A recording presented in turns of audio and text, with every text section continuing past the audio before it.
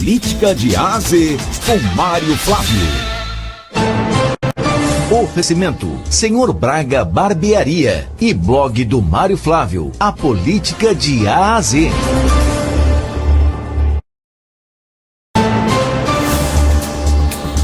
João Campos sinaliza apoio de Lula após reunião em Brasília. Mário Flávio, bom dia.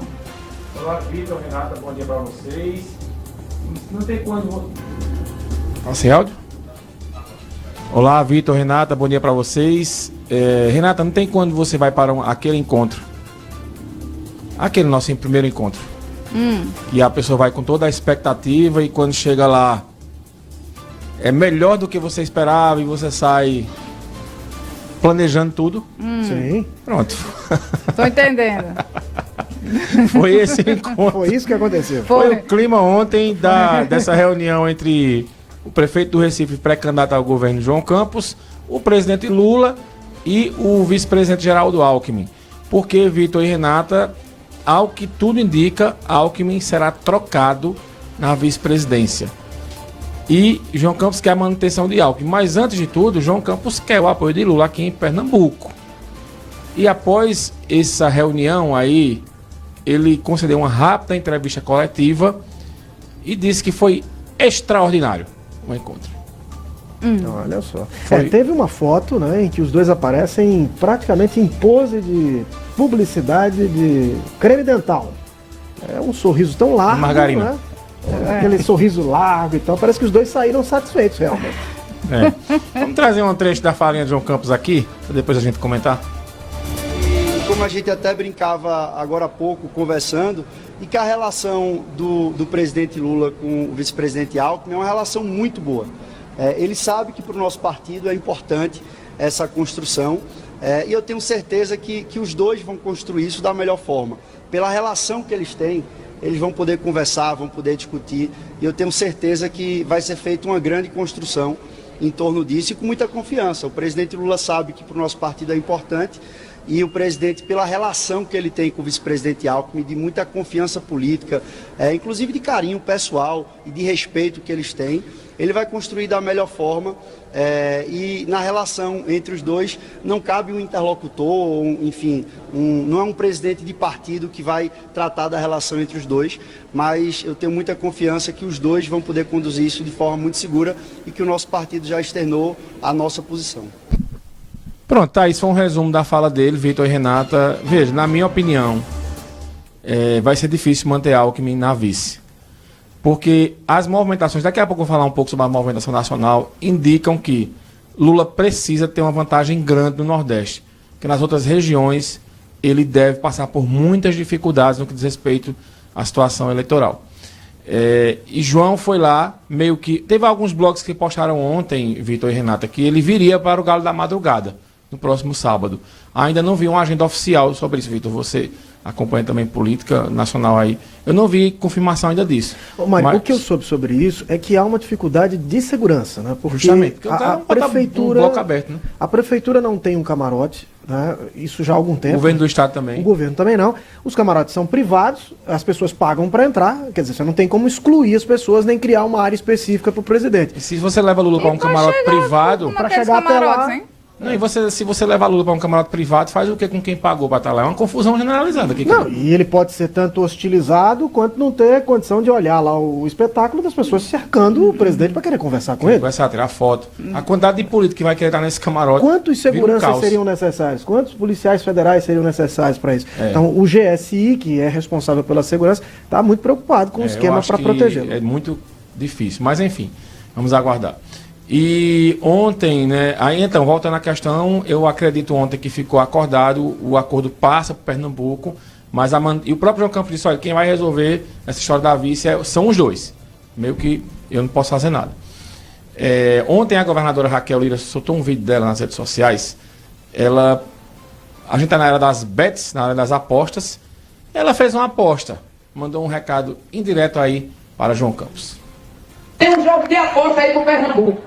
Querem saber quantas creches a gente entrega? Eu faço um desafio para quem está agorando, como diz o Matuto, isso. Eu quero saber quantas entregaram antes de nós. Aí o desafio da aposta, André. Eu quero saber quem se importou por nossos meninos, quem falava de creche, quem falava de ônibus, quem falava de melhorar o transporte escolar, quem pagou o funcionamento de creche. Esse é o desafio. Teve gente que teve a oportunidade de fazer por muito tempo e não fez. Me deixe trabalhar que eu sei fazer. No nosso governo, ninguém fica para trás. A gente não passa na frente, mas para trás ninguém fica. Tá aí, né? Daqui pra frente, como eu disse ontem, Renata e Vitor, vai ser assim. Cada discurso, cada fala vai ter essas alfinetadas. João Campos falou de creche no fim de semana e Raquel rebateu agora com essa história aí propondo uma aposta a respeito de creches aí. Olha, ontem a CPI, né, para investigar aquela história do concurso público na Câmara do Recife, avançou para 12 assinaturas. É uma CPI um requerimento do vereador Tiago Medina. 12 assinaturas e com a assinatura de Jô Cavalcante, vereadora do PSOL, que teoricamente seria base de João Campos. Ela justificou, né, fez um vídeo nas redes sociais dela, porque estaria assinando. Só falta uma assinatura para a CPI ser criada. O vereador disse que vai batalhar hoje para ver se consegue, que são 3 assinaturas, ele já tem 12. Então, se criar essa CPI, gera aquele desgaste ainda sobre aquela história daquela nomeação do PCD, que gerou aquela confusão. E, por fim, Renata e Vitor, ontem saiu uma pesquisa a nível nacional, né, sobre a questão da eleição presidencial, que coloca o presidente Lula atrás, no segundo turno, de Flávio Bolsonaro e Tarcísio de Freitas. Essa pesquisa ela distou um pouco das outras, mas elas vêm me chamando a atenção, essa pesquisa, de por que Lula... Vou fazer uma pergunta para vocês dois, eu gosto de escutar as opiniões de Renata sobre política, né? Que Renata gosta de dar opiniões bem aleatórias. Por que Lula quer um palanque duplo, Renata, aqui em Pernambuco? Uma opinião bem rasteira para ter o voto de todo mundo, né? Muito bem, mas tá vendo que você é uma boa analista? É para isso mesmo. Inclusive dos conservadores. O PT tem nas mãos pesquisas que mostram que o Nordeste tem que ser o diferencial de novo. Então, por isso que ele quer palanque aqui, 2 ou 3 palanques para ele. Quanto mais votos tiver no Nordeste, vai ser melhor. Furar a bolha, né? Para ver se ele consegue tirar um pouco da vantagem que talvez o outro candidato, que deve ser o Flávio Bolsonaro, tenha nas outras regiões. Então, o Nordeste é essencial para isso. Ô Mário, mas aí eu tenho uma pergunta para te fazer. O PSD, muito provavelmente, vai ter um candidato. Aquele que tem pontuado melhor é o Ratinho Júnior, que é governador do Paraná. Se o partido tiver um candidato, a governadora não vai fazer campanha para esse candidato? Teoricamente, sim, mas eu ainda acho, sabe, Vitor, que o Kassab está jogando. No final... Não vai ter candidatura? O PSD vai ser vice de alguém. E aí você sabe como é Kassab. Está valorizando o passe do partido. Está valorizando o passe, fica jogando, filiou Ronaldo Caiado. E no final ele vai dizer, ele vai pegar as cartas na mesa e jogar. E aí, na teoria... Quem me oferece a vice? E aí quem ofereceu o PSD vai, a gente sabe a importância do PSD, né, para esse contexto. É mais difícil essa aliança no primeiro turno com o Flávio Bolsonaro.